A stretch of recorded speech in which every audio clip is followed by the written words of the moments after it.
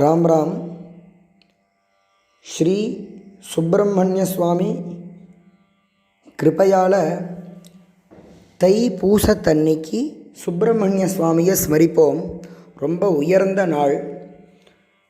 தை மாதம் புஷ்ய நட்சத்திரம், அதாவது பூசம் அன்னைக்கு முருகரை உபாசனை, பூஜை, அர்ச்சனை, ஆராதனம் பண்ணால் ரொம்ப விசேஷம். ஆகையால் அதை உத்தேசித்து சுப்பிரமணிய சுவாமியை ஸ்மரிப்போம் அப்படிங்கிறதுக்காக நம்ம ஒரு சின்ன முயற்சி எடுக்கிறோம். சுப்பிரமணிய சுவாமியை பல பேர் ஸ்துதி பண்ணியிருக்கா. ரொம்ப விசேஷமாக இருந்த பொழுதிலும் ரொம்ப பிரசித்தியாக இருக்கக்கூடியது ஆதிசங்கர பகவத் பாதாச்சாரியால் பண்ண சுப்பிரமணிய புஜங்கம் ரொம்ப பிரசித்தி. அந்த சுப்பிரமணிய புஜங்கத்தை முழுக்க பார்க்க முடியுமா அப்படின்னா தெரியல. சில விஷயங்களையும் சில ஸ்லோகத்தை அர்த்தம் பார்ப்போம். முதல்ல எடுத்த உடனே பாலரூபியாக இருக்கக்கூடிய சுப்பிரமணிய சுவாமி விக்னத்தை போக்கக்கூடியவராக இருக்கார் அப்படின்னு ஆரம்பித்து கல்யாண மூர்த்தியாக இருக்கக்கூடிய அந்த சுப்பிரமணிய சுவாமிக்கு நான் நமஸ்காரம் செய்கின்றேன் அப்படின்னு ஆரம்பிக்கிறார். அப்படின்னு ஆரம்பித்து பிரம்மா, இந்திரன் முதலிய தேவர்கள் எல்லோரும் கல்யாணத்தை கொடுக்கக்கூடிய கல்யாண மூர்த்தியான சுப்பிரமணிய சுவாமியை தேடக்கூடியவராக இருக்கின்றார் அப்படின்னு ஆரம்பிக்கிறான். அடுத்த ஸ்லோகத்தில் என்ன சொல்கிறார் பகவத் பாதாள் அப்படின்னா, ஹே முருகனே, முருகப்பெருமனே, எனக்கு ஒன்றுமே தெரியாதுப்பா. ந ஜானாமி சப்தம், எனக்கு எந்த சப்தமும் தெரியாது, எந்த சப்தத்தின் பொருளும் தெரியாது, எனக்கு ஒரு பத்யம் தெரியாது, கத்தியம் தெரியாது, செய்யுள் தெரியாது. ஆனால் ஒன்று தெரியும், உன்னை நான் சரணம் அடைஞ்சேன் அப்படின்னா நீ என்னுடைய ஹிருதயத்தில் போய் எல்லாத்தையும் வரும்படி நீ பண்ணுவ. எனக்கு சப்தம் தெரியும், சப்தத்தினுடைய பொருள் அறியும்படி செஞ்சிருவ, எல்லாமே நீ பண்ணுவப்பா அப்படின்னு சொல்கிறார். ஹே பராசக்தி புத்திரனே, நீ இந்த சிந்து தீரத்தில் திருச்செந்தூரில் இருந்துருக்க. எதுக்கு இருந்துருக்கன்னா,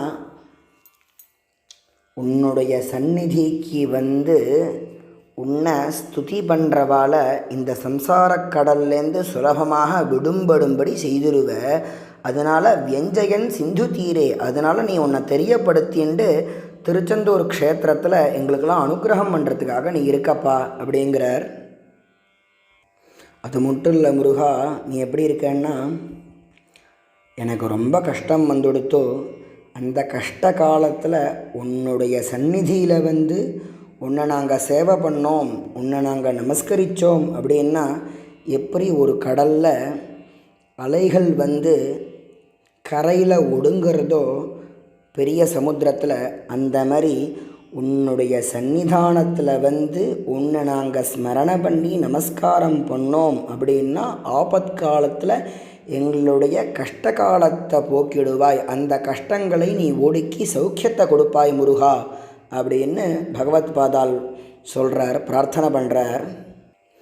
அதே மாதிரி முருகப்பெருமானை குறித்து பகவத் பாதால் சொல்கிறார், பெரிய சமுத்திர தீரத்தில் இருக்கப்பா, ஆனால் நீ எப்படி இருக்கன்னா, ஜனங்கள்லாம் செய்யக்கூடிய அளவற்ற பாபங்களை போக்கக்கூடியவனாக இருக்கையாம். மகாபாப சோரே, திருடுபவன்னு சொல்கிறா. திருடுபவன்னா போக்கக்கூடியவனாக இருக்கா.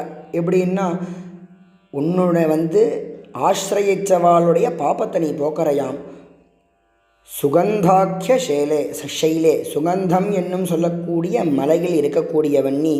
குஹாயாம் வசந்தம், எப்பொழுதும் குகையில் வசிக்கக்கூடியவன். ஸ்வபாசா லசந்தம், இயல்பாகவே பிரகாசிக்கக்கூடிய தன்மை உடையவராக இருந்துட்டு பிரகாசிச்சுண்டு இருக்க. ஜனார்த்தி ஹரந்தம், ஜனங்களுக்கு ஏதாவது கஷ்டம் வந்தானா அதை போக்கக்கூடியவனாக இருக்க. ஸ்ரயாமோ குஹந்தம், அப்பேற்பட்ட அந்த பெருமானை நான் ஆசிரயிக்கின்றேன் அப்படின்னு பகவத்பாதால் சொல்கிறார். நம்மளுக்கு பாபம் கழுவப்படணும், போகப்படணும் அப்படின்னா முருகப்பெருமான ஆசிரயிச்சா நம்மளுடைய பாபத்தை அவர் போக்கிடுவார் அப்படின்னு தெரியறது. அதே மாதிரி இன்னொரு ஸ்லோகத்தில் சொல்கிறார் பகவத்பாதால், ஹே பஜே பாலமூர்த்திம், பாலகுமரனாக இருக்கக்கூடிய உன்னை நான் பஜிக்கிறேன்பா. எப்படி இருக்கக்கூடிய மூர்த்தி அப்படின்னு சொல்கிறாருன்னா, இஹ ஆயாகி வத்சேதி ஹஸ்தான் பிரசாரிய. பொதுவாக பார்த்தேன்னா அப்பா வெளியில் போயிட்டு வந்ததுக்கப்புறமா ஆற்றுல இருக்கக்கூடிய குழந்தைய இங்கே வா அப்படின்னு ஆசையாக கூப்பிடுவா இல்லையா? அந்த பாவத்தை இங்கே கொண்டு வரார் ஆதிசங்கர பகவத்பாதால்.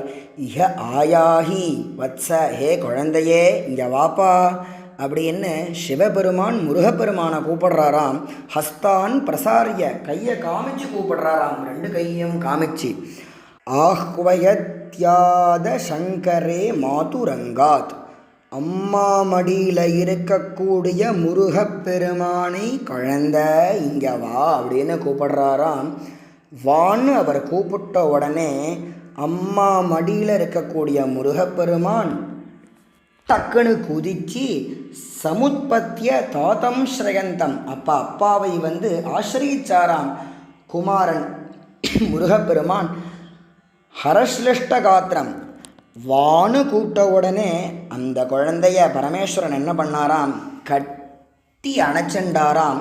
அணைச்சிண்டு அந்த குழந்தையினுடைய தலையில் உச்சி முகர்ந்தாராம். முகர்ந்த அந்த முருகப்பெருமானை நான் பஜிக்கின்றேன் அப்படிங்கிறார். என்ன ஒரு வாத்சல்ய பாவம் இல்லையா அப்படின்னு அந்த பாவத்தை சொல்லிவிட்டு அதுக்கப்புறமாக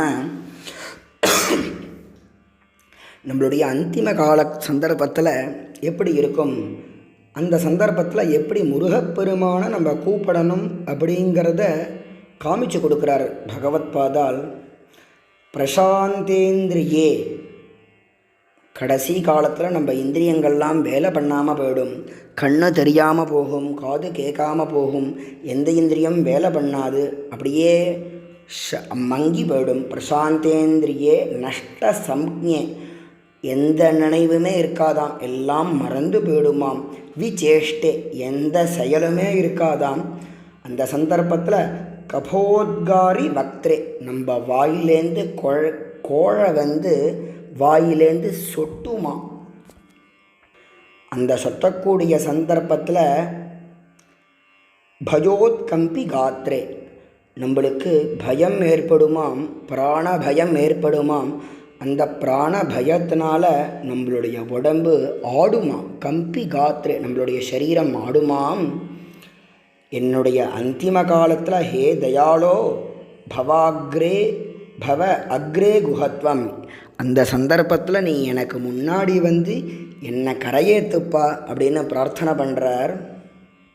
அது மட்டும் இல்லைப்பா முருகப்பெருமானே, யமதூதர்கள் நெருங்கி கிட்டக்க வந்துடுவா, பயங்கரமாகவும் கோபத்தோடும் இருப்பா, என்னை நெருப்பில் போடுவா, என்னுடைய சரீரத்தை பிளந்து எடுப்பா, என்னை அச்சுறுத்தும்படி செய்வா. அப்போ நீ கவலைப்படாதன்னு சொல்லி மயில் மேலே ஏறி கையில் வேலை தாங்கி எனக்கு முன்னாடி நீ அனுகிரகம் செய்யுப்பா அப்படிங்கிறார்.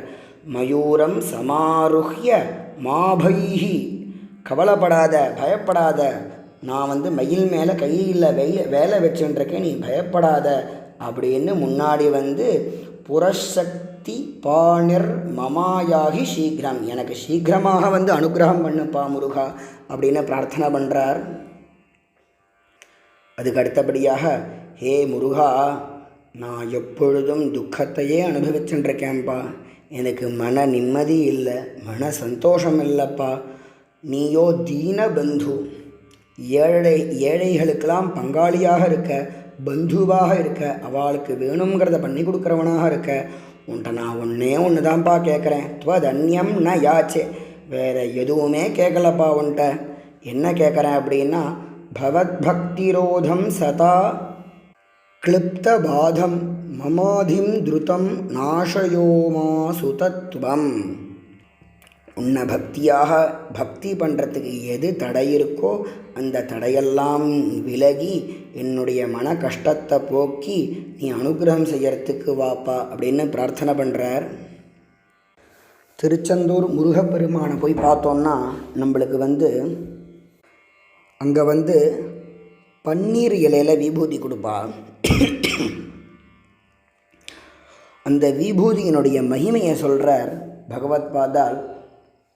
அபஸ்மார குஷ்டம் பிரமோக ஜ்வரோன்மாத குல்மாதி ரோகா மகாந்தா. வலி இருந்தாலோ குஷ்ட ரோகம் இருந்தாலோ மற்றும் மறக்கக்கூடிய தன்மை இருந்தாலோ மூலவியாதி இருந்தாலோ நீர் கசியக்கூடிய தன்மை, நீரினால் ஜலத்தினால ஏதாவது சரீரத்துக்கு பாதம் ஏற்பட்டாலோ, ரொம்ப ஜுரம் அடித்தாலோ, பைத்தியம் பிடிச்சாலோ, மற்ற என்னெல்லாம் வியாதி இருக்கோ, பிசாச்சு பிடிச்சாலோ, சர்வே என்னெல்லாம் பிசாச்சாஷ்ட சர்வே பவத் பத்ர பூதி, உன்னுடைய அந்த பன்னீர் இலையில் கொடுக்கக்கூடிய அந்த விபூதியை, விபூதிங்கிறதே பூதி அப்படிங்கிறார். பூதி அப்படின்னா ஐஸ்வர்யம். விபூதிஹி பூதிஹி ஐஸ்வர்யம் அப்படின்னு சொல்லுவா கோஷத்தில். அந்த பத்திரத்தில் இருக்கக்கூடிய அந்த விபூதியை எட்டுக்கணும்னு கூட சொல்லலையாம். விலோக்கிய க்ஷணா தாரகாரே திரவந்தே. அந்த பன்னீர் இலையில் சுப்பிரமணியருடைய சந்நிதியில், திருச்செந்தூர் முருகர் சந்நிதியில் கொடுக்கக்கூடிய அந்த பன்னீர் இலையில் இருக்கக்கூடிய விபூதியை பார்த்த மாத்திரத்தினாலேயே எல்லாமே பறந்துருமாம். சரீரத்தில் ரோகம் இருந்தால் போயிடுமாம், வலிப்பு இருந்தால் போயிடுமாம், ஜுரம் இருந்தால் போயிடுமாம், பிசாச்சு பிடிச்சிருந்தா போயிடுமாம், பைத்தியம் பிடிச்சிருந்தா போயிடுமாம். அப்பேற்பட்ட மதிப்புடையது, பலனை கொடுக்கக்கூடியது, நல்ல ஐஸ்வர்யம் உடையதாக அந்த பன்னீர் இலை விபூதி இருக்குது அப்படின்னு அந்த விபூதியை பார்க்கறதுக்கான மகத்துவத்தை சொல்கிறார். அதுக்கப்புறமாக பிரார்த்தனை பண்ணுறார்.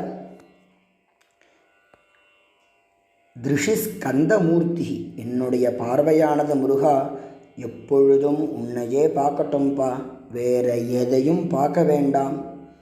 எப்பொழுதும் உன்னுடைய புகழையே நான் கேட்கணும், உன்னுடைய நாமாவே கேட்கணும், உன்னுடைய சத்சங்கமாகவே இருக்கணும். ஸ்ருதௌ ஸ்கந்த கீர்த்தி, பகவானுடைய புகழையே கேட்கணும். முகேமே பவித்ரம் சதாத சரித்திரம், உன்னுடைய சரித்திரத்தையும் உன்னுடைய நாமத்தையும் எப்பொழுதும் முகத்தில் நான் சொல்லிகிட்டே இருக்கணும்ப்பா. பவித்திரமான உன்னுடைய சரித்திரத்தை படிக்கணும், உன்னுடைய நாமாவை சொல்லணும்பா. கரே தஸ்ய கிருத்தியம், என்னுடைய கைகள்னால் உனக்கே நான் சேவை பண்ணணும், உன்னுடைய சேவைக்காகவே என் கையை அர்ப்பணம் பண்ணும்படி செய்யப்பா. கரே தஸ்ய கிருத்தியம் வபுஸ்தஸ்ய பிருத்தியம், என்னுடைய சரீரமும் உனக்கு சேவை பண்ணணும்பா முருகா. குஹே சந்து லீனா மமாசேஷ பாவாக, என்னுடைய எல்லா உணர்ச்சியுமே உன்னுடைய சரணாரவிந்தத்தில் ஐக்கியமாகட்டும்பா. குஹே சந்து லீனாக, என்னுடைய மனசு உன்னுடைய சரணத்தில் ஐக்கியமாகட்டும் முருகப்பெருமானே அப்படின்னு பிரார்த்தனை பண்ணுறார். அது மட்டும் இல்லைப்பா, அடுத்த ஸ்லோகத்தில் சொல்கிறார், முருகா நான் உன்னை சரணாகதி பண்ணுறது இருக்கட்டும்பா, என்னை சார்ந்த என்னுடைய ஜனங்கள் எல்லாரும் உன்னையே வணங்கணும்பா முருகா, அதுக்கான அனுகிரகம் பண்ணு அப்படிங்கிறார்.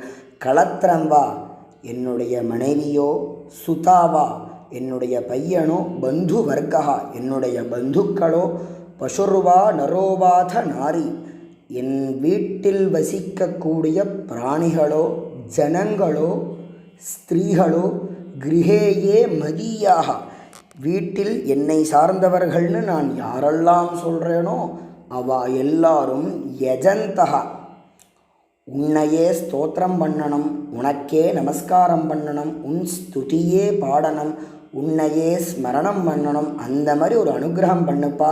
யஜந்தோ நமந்தஸ்துவந்தோ பவந்தம் ஸ்மரந்தே சந்து சர்வே குமார. எல்லாம் உன்னையே அவள் நினச்சின்னு இருக்கணும்ப்பா. அந்த மாதிரி அனுகிரகம் பண்ணு முருகப்பெருமானே அப்படின்னு தன்னை சார்ந்தவாளுக்காகவும் பிரார்த்தனையை சொல்லி கொடுக்குறார் பகவத்பாதர். அதுக்கப்புறமாக மிருகங்களோ பறவைகளோ விஷத்தினால் கடிக்கக்கூடிய ஜந்துகளோ மற்ற உயிரினங்களோ துஷ்டர்களோ அல்லது வியாதியினாலேயோ எனக்கு ஏதாவது சிரமம் ஏற்பட்டதுன்னா உன்னுடைய கூர்மையான அந்த வேலை காமிச்சு எனக்கு நீ அனுகிரகம் பண்ணுறதுக்கு நீ வரணும் அப்படின்னு பிரார்த்தனை பண்ணுறார். மிருகாஹா பக்ஷினோ தம்சகாயேச்ச துஷ்டாக ததா வியாதயோ பாதகாயே மதங்கே. என்னுடைய சரீரத்தில் என்ன பாதெல்லாம் இருக்கோ எல்லாத்தையும் நீ போக்கி வினஷ்யந்தோ எனக்கு அதை போக்கி அனுகிரகம் பண்ணுப்பா அப்படிங்கிறார். அதுக்கப்புறமாக முருகப்பெருமான் நான் பெரிய தவறு பண்ணாலும் என்னுடைய தாயார் தகப்பனார் என்னை மன்னிக்க மாட்டா முருகா. ஆனால் நீ லோகத்துக்கே அப்பாவும் அம்மையாவும் இருந்துருக்க. நானும் ரொம்ப குழந்த. என்னுடைய பாபமான செயல்லையும் நான் பண்ண தவறுலேருந்தும் என்னுடைய அபராதத்தை நீ மன்னிச்சு எனக்கு நீ அனுகிரகம் செய்வ அப்படின்னு திருடமாக பகவத்பாதால் சொல்கிறார். ஜனித்ரி பிதாச்ச ஸ்வபுத்திர அபராதம் சஹேதேன கிம் தேவ சேனாதிநாத அகம் சாதி பாலகா. நானோ குழந்த. பவான் லோகதாத்தா. நீ லோகத்துக்கே பிதாவாக இருக்க. க்ஷமஸ்வாபராதம் சமஸ்தம் மகேஷ. எல்லாத்தையும் அனுகிரகம் என்னுடைய அபராதத்தை அத்தனையும் மன்னிச்சு எனக்கு அனுகிரகம் பண்ணுப்பா அப்படின்னு சொல்லி யார் ஒருத்தர் இந்த சுப்பிரமணிய புஜங்கத்தை படிக்கிறாளோ அவளுடைய பலனை சொல்கிறார் பகவத்பாதால். சுப்பிரமணிய புஜங்கம் படிக்கிறவாளுக்கு சுப்பிரமணிய பதவி அடையும். அந்த பதவியை அடைவார்கள். அது மட்டும் இல்லை, இந்த லோகத்தில் புத்திர லாபம் ஏற்படும். அவளுக்கு கல்யாணம் ஆகலைன்னா கல்யாணமும் ஏற்படும். தனம் வந்து சேரும். நல்ல தீர்க்கமான ஆயுஷோட இருப்பா அப்படின்னு ஆதிசங்கர பகவத்பாதார் முத்ர குத்துறார். புஜங்காக்கிய விருத்தேன கிளிப்தம் ஸ்தபம் யஹா. யார் ஒருத்தர் பட்டேத் பக்தி யுக்தா. யார் பக்தியுடன் படிக்கிறாளோ குஹம்சம் பிரணம்ய மனசால பகவானுக்கு சுப்பிரமணியருக்கு நமஸ்காரத்தை பண்ணி சபுத்திரான் களத்திரம் தனம் தீர்க்கமாயு. புத்திரான் களத்திரம் தனம் தீர்க்கமாயு லபேது ஸ்கந்தசாயுஜ்யம் அந்தே நரசகா. கடைசி காலத்தில் பகவானுடைய சரணாரவிந்தத்தையும் அவள் அடைஞ்சு க்ஷேமமாக இருப்பா அப்படின்னு ஆதிசங்கர பகவத்பாதால் சுப்பிரமணிய புஜங்கத்தில் 33 ஸ்லோகம். அதில் நம்ம சில ஸ்லோகத்துக்கு தான் அர்த்தம் பார்த்துருக்கோம். ஆகையால் தை மாதத்தில் வரக்கூடிய புஷ்ய நட்சத்திரத்தன்னைக்கு முருகப்பெருமானுக்கு ரொம்ப விசேஷம். எல்லாரும் முருகனுக்கு அன்றைய காலத்தில் காலங்கார்த்தால் எழுந்து விளக்கு ஏற்றி சுப்பிரமணியருக்கு பூஜை பண்ணி அஷ்டோத்தரசத அர்ச்சனையோ சஹசிரநாம அர்ச்சனையோ பண்ணி முருகப்பெருமானுக்கு விசேஷமான நைவேத்தியங்கள்லாம் பண்ணி சுப்பிரமணிய புஜங்கத்தை முடிஞ்சால் பாராயணம் பண்ணி சொன்னபடி அவள் எல்லாருக்கும் லபேத்து புத்திரானு களத்திரம் தனம் தீர்க்கமாயு. புத்திரப்பிராப்தி கல்யாணமாதா ஆகாத வாழ்க்கை கல்யாணமும் தனமும் தீர்க்க ஆயுஷும் வந்து அடையட்டும் அப்படின்னு நம்மளும் வள்ளி தேவசேனா சமேத ஸ்ரீ சுப்பிரமணிய சுவாமிகிட்ட பிரார்த்தனை பண்ணிப்போம். ராம் ராம்.